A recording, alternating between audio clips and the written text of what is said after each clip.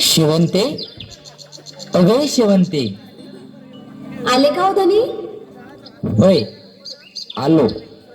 घरात चूल पेटवायला लाकडं नव्हती, म्हणून सकाळीच गेलो आणि लाकडं घेऊन आलो. बरं बरं, बसा तुम्ही, मी आज चहा टाकते. होय.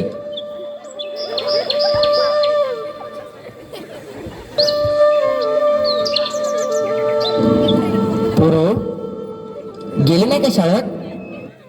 बाबा, आता जायचंय. मला शाळेची फी भरायची होती, त्यासाठी पैसे पाहिजे होते.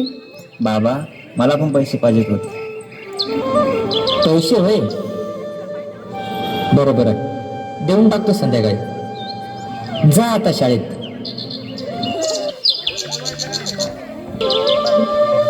का हो? गेले का हो पोरं शाळेला? हो, गेलेत. त्यांना शाळेची फी भरायला पैसे पाहिजेत. अव, मी काय म्हणते, आपल्याला 2-2 लेकराचं शिक्षण नाही परवडत. मी काय म्हणते, आपण आपल्या राजूला शिकवलं तर. आणि तसं पण मुलगी ही दुसऱ्यांच्या घरचं धन असते बघा. अगं शेवंते, ही मुलं देशाचं येणारं भविष्य आहेत. सरकार मुलींना शिकवण्यासाठी किती प्रयत्न करते बघते ना तू. आणि माझ्या मुलीला शिकू नये वय, असा विचार जर बाकीच्यांनी केला असता तर आपल्या देशाला महान स्त्रिया लाभल्या असत्या का? अरे नाम्या, चाल ना शेतात. वय वय, ये चहा घे, बस. अरे नको नको, मी घेऊन आलो घरून. अरे नामा, मागच्या वर्षाला पाणीच नाही पडला आणि या वर्षाला खूप चांगला पाणी पडला. त्या सावकाराचं कर्ज एकदा देऊन टाकू आपण आणि आपल्या सातबाऱ्याला लागलेला कलम काढून टाकू. हो, चाल, आपल्याला पेरणी करायला जायचंय. अव, तुम्ही जा पुढं, मी येते भाकरी थापून.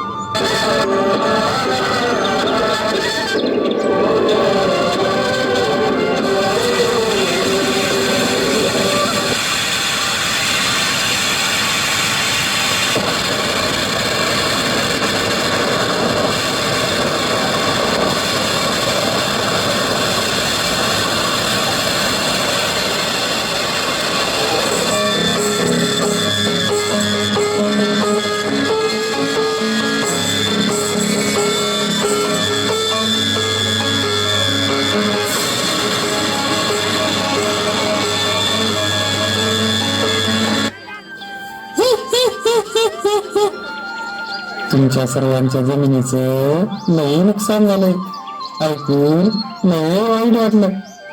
पण आता काय करणार, तुमच्या सर्वांच्या जमिनी माझ्याकडे गहाण ठेवलेल्या आहेत. पैसे भरा, नाही तर तुमच्या जमिनी माझ्या होऊन जातील. चला, येतो म्या. इथं खायला पैसे नाही आणि सावकार म्हणतो कर्ज फेडा. मग घर जमीन सगळं गहाण आहे. यंदाच्या सालला माझ्या बायकोचं मंगळसूत्र गहाण ठेवून शेती करायची म्हणलं, पण संपलं, समजा संपलं. मी आता बैलजोडी विकून टाकली आणि स्वतःला झुकलं. असं वाटलं यंदाचं साल काहीतरी पीक पाणी होईल, पण सारा सत्यानाश झाला.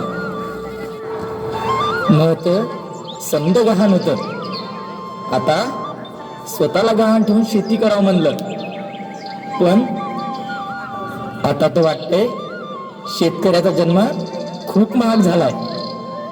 देवाकड एकच साकडं घालतो, शेतकऱ्याचा छळ थांबव, थांबव रे बाबा, थांबव.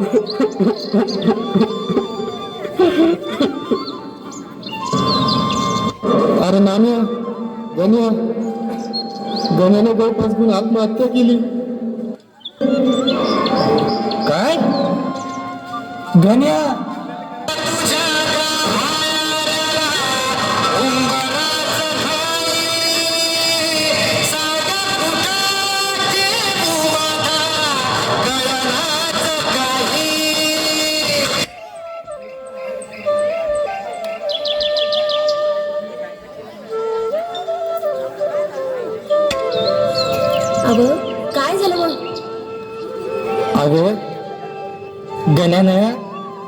कर्जाला कंटाळून आत्महत्या केली. कोण? येरे येरे पावसा तुला देतो पैसा, पैसा झाला खोटा पावसाला मोठा. मोठा, खूप मोठा. कधी तर पाऊसच येत नाही, पण जर आला तर पूर्ण आयुष्य होऊन येतो.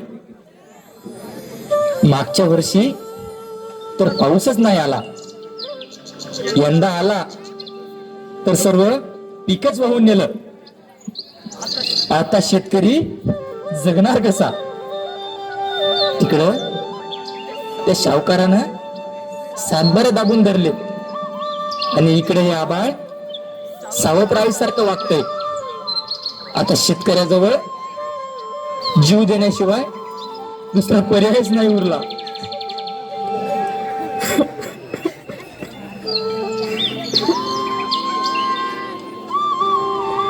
माझ्या मुलाला तर मी शिकून आधुनिक शेतकरी बनवणार होतो, पण मी त्याला आता साधा शिपाई बनवीन. कारण शिपायाने जर साधे आंदोलन जरी केले तरी त्यांच्या मागण्या पूर्ण होतात, पण इकडे शेतकऱ्याने आत्महत्या जरी केली तरी त्याच्यावर कोणी लक्ष देत नाही.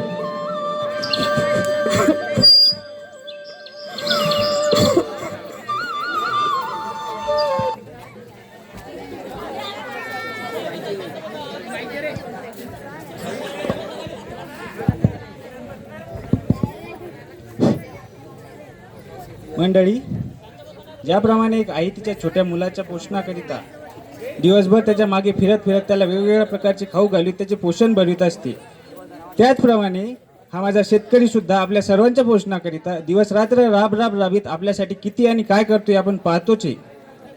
मंडळी, जेव्हा शेतकरी त्या शेतामध्ये कष्ट करीत असतो, त्याच्या कष्टाचे फळ पिकवीत असतो, त्यावेळी निसर्ग त्याला छळते. परंतु या निसर्गाला बाजूला सावरून हा माझा शेतकरी स्वतःच्या मनगटाच्या जोरावर त्याच्या शेतामध्ये त्या कष्टाचे पीक पिकवीत असतो. आणि जेव्हा त्याच्या कष्टाची फळ त्याच्या हातामध्ये येते तेव्हा सरकार त्या शेतकऱ्याला त्याच्या मालाला योग्य तो मोबदला देत नाही. अशा परिस्थितीमध्ये माझ्या शेतकऱ्यांनी जगायचे कसे, त्याच्या मुलाबाळांचे शिक्षण कसे पूर्ण करायचे, त्याच्या आयुष्यामध्ये येणाऱ्या सुखदुःखाला त्यांनी कसे सामोरे जायचे.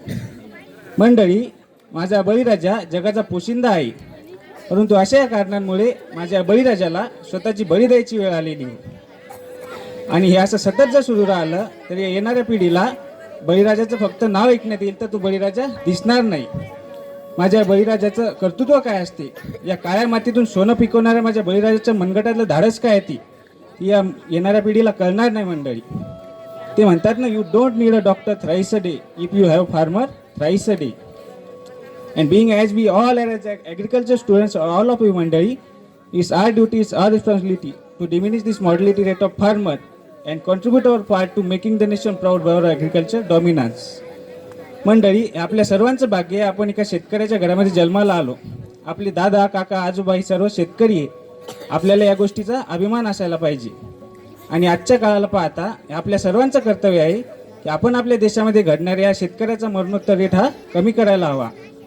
ज्याप्रमाणे आपल्या देशाला कृषीप्रधान देश म्हणतात, तर याला फक्त म्हणून नव्हे तर या देशातील कृषी व कृषी मित्र हे या देशातील प्रधान आहे असं आपण सिद्ध करूयात. तर चला मंडळी, आजपासून एक पाऊल उचले आपल्या शेतकऱ्यासाठी. आणि म्हणून म्हणतो, शेतकरी वाचवा, जीवन वाचवा, शेतकरी वाचवा, भविष्य वाचवा. आणि मंडळी, आज आम्ही या ठिकाणी आमच्या छोट्याशा नाटकामधून एका शेतकऱ्याची छोटीशी व्यथा तुमच्यासमोर मांडण्याचा प्रयत्न केलेला आहे. यामध्ये काही चूक झाली असल्यास त्याबद्दल मी माझ्याकडून तसेच माझ्या या बळीराजा ग्रुपच्या सर्व मित्रपरिवाराकडून माफी मागतो आणि थांबतो. धन्यवाद.